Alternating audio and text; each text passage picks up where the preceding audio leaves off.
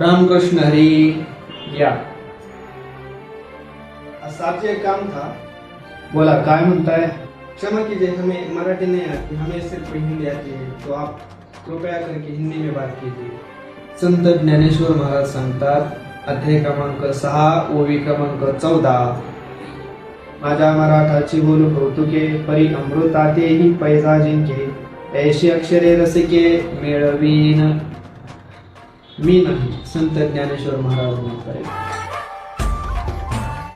या मराठी मुलखामध्ये फक्त आणि फक्त मराठीच बोललं जाणार, कारण ही पावनभूमी साधू संतांची आणि छत्रपती शिवाजी महाराजांचे। रामकृष्ण हरी।